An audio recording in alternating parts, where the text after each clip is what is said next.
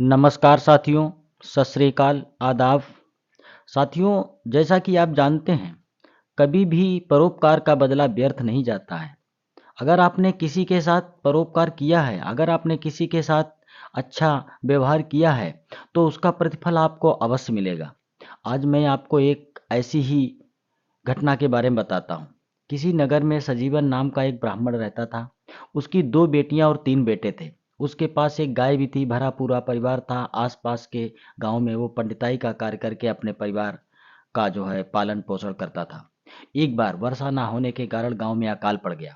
चारों तरफ पशु पक्षी भूख से मरने लगे। ऐसे में पुरोहित को भला कौन पूछता। एक दिन उसकी पत्नी बोली, घर में कुछ भी अनाज पानी नहीं बचा है, क्या आप हम सबको भूखों मार डालेंगे। पत्नी की बात सुनकर ब्राह्मण बहुत दुखी हुआ और सोचने लगा कि अब घर के बाहर निकलना ही पड़ेगा। परिवार का पेट भरने के लिए दूसरे ही दिन वो घर से निकल पड़ा। चलते चलते वह एक बड़े जंगल में पहुंचा। प्यास से व्याकुल होने पर वो पानी की खोज करने लगा। चलते चलते वो इतना थक गया कि जब उसे ये लगा कि अब एक कदम भी आगे बढ़ाना मुश्किल है, तभी अचानक उसे 10 कदम पर एक कुआं दिखाई दिया। वह आगे बढ़ा और पानी की तलाश में कुएं में उसने झांका। जब कुएं में जैसे ही उसने झांका तो उसे कुएं के अंदर एक शेर, एक सांप, एक बंदर और एक आदमी उसमें दिखाई पड़े। उन सबने भी उस ब्राह्मण को देख लिया और वे सभी उस ब्राह्मण उस कुएं से बाहर निकालने के लिए उससे प्रार्थना करने लगे। उनके गिड़गिड़ाने पर ब्राह्मण को दया आ गई। उसने सोचा कि यदि वह उनको नहीं निकालता है तो इंसानियत के फर्ज को पूरा नहीं करता है। शेर, बंदर और सांप को उसने एक एक करके जब बाहर निकाल लिया, तो जैसे ही वो आदमी को बाहर निकालने लगा, तब उन तीनों ने कहा कि वो जो व्यक्ति नीचे है वो बहुत बड़ा पापी है, वो एक सुनार है, उसे बाहर कतई मत निकालना, उस पर विश्वास नहीं किया जा सकता है। लेकिन ये बात सुनकर के ब्राह्मण ने सोचा, कोई बात नहीं, यदि मैं इसे बाकी मैंने अगर तीनों जीवों को बाहर निकाल दिया है, तो आखिर इसको क्यों ना बाहर निकालूं, आखिर ये भी तो एक इंसान है। इसलिए ये सोचकर उसने उस सुनार को भी कुएं से बाहर निकाल लिया। इसके बाद जब सबको बाहर निकाल दिया तो शेर ने कहा, वो सामने पहाड़ी जो देख रहे हो, उसी पहाड़ी पर एक गुफा है, उसी गुफा पर मैं उसी गुफा में मैं रहता हूँ, उत्तर की ओर जंगल में। किसी दिन मेरे घर जरूर आना, जिससे मैं तुम्हारे उपकार का बदला चुका सकूं। ये कहकर शेर अपनी गुफा की ओर चला गया। बंदर बोला कि गुफा के पास झरने के तालाब में ही मेरा घर है, किसी दिन मेरे घर जरूर आना, मुझे बहुत खुशी होगी। अब सांप बोला कि संकट के समय मुझे भी याद कर लेना, और वो भी अपने बिल की ओर चल पड़ा। अंत में सुनार भी उसके प्रति अपना आभार व्यक्त करके बोला कि भाई, कभी जरूरत पड़े तो मुझे भी याद करना। ब्राह्मण काफी दिनों तक इधर उधर भटकता रहा, लेकिन उसको खाने के लिए कुछ भी नहीं मिला। जंगल में जो फल इत्यादि मिल जाते, उन्हें खाकर ही काम चलता था। जब वह निराश होकर अपने घर की ओर लौटने लगा, तो उसे बंदर की याद आई, क्योंकि बंदर ने कहा था कि जब कभी जरूरत पड़े तो मुझे याद करना। वह बंदर के घर जा पहुंचा। बंदर ने उसे खाने के लिए फल दिए जो अमृत के समान मीठे थे। बंदर ने उससे कहा, तुम्हें जब भी फलों की आवश्यकता हो मेरे पास आ जाया करना। ब्राह्मण बोला, भाई, तुमने मेरे साथ सच्चे मित्र जैसा व्यवहार किया है। अब मुझे उस शेर के गुफा तक पहुंचाओ, उसका रास्ता बताओ जिसे मैंने तुम्हारे साथ कुएं से बाहर निकाला था। बंदर ब्राह्मण को लेकर के शेर के पास पहुंच गया। शेर ने ब्राह्मण को पहचान लिया। उसने उसके उपकार का बदला चुकाने की इच्छा से उसे एक सोने का हार और कुछ कीमती जेवर दिए। ब्राह्मण ने शेर से कहा, हे जंगल के राजा, यदि आप बुरा ना माने तो मैं आपसे एक बात जानना चाहता हूँ। तो शेर ने कहा, भाई जो पूछिए।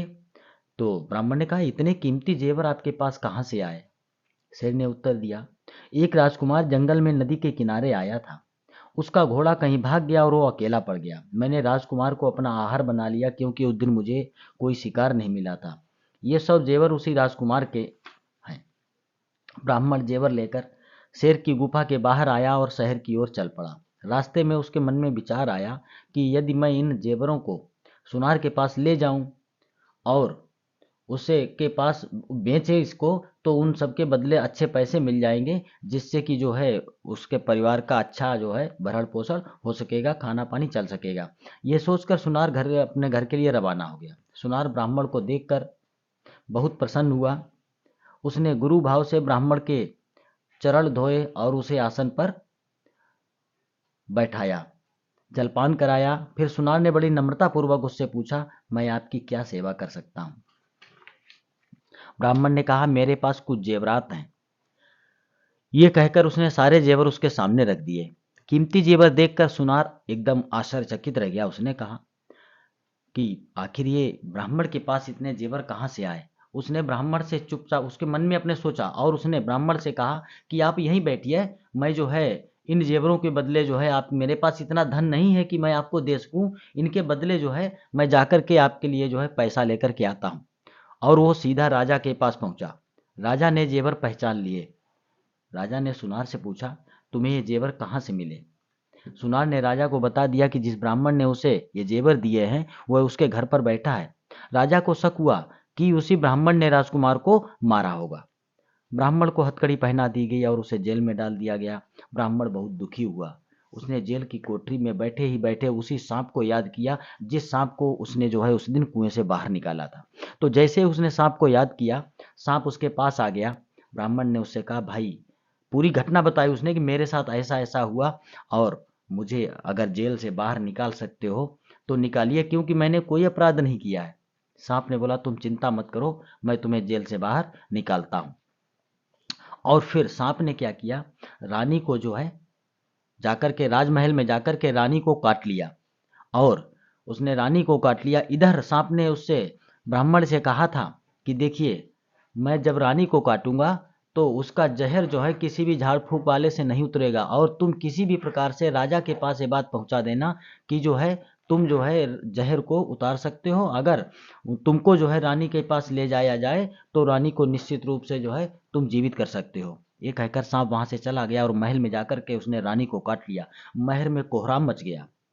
राजा रानी को कष्ट में देखकर बहुत दुखी हुआ। उसने सारे नगर में ढिढोरा पिटवा दिया कि जो आदमी रानी को ठीक कर देगा उसे बहुत सारा इनाम दिया जाएगा। बड़े बड़े वैद्य हकीम आए और रानी की दवाओं तथा मंत्रों से ठीक करने लगे, किंतु किसी को भी सफलता नहीं मिली। इधर जेल की कोठरी में बंद ब्राह्मण ने पहरेदार सिपाही से कहा कि मैं रानी को अच्छा कर सकता हूँ, मेरे पास ऐसी विद्या व मंत्र है। सिपाही मंत्री की आज्ञा लेकर उसे जेल की कोठरी से निकालकर महल में ले गया।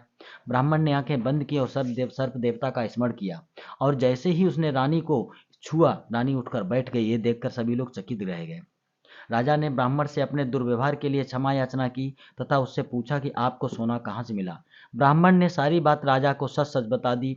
राजा ने मंत्रियों की आज्ञा दी कि सुनार को पकड़कर लाया जाए और उसके पश्चात सुनार को जेल की सजा दी गई।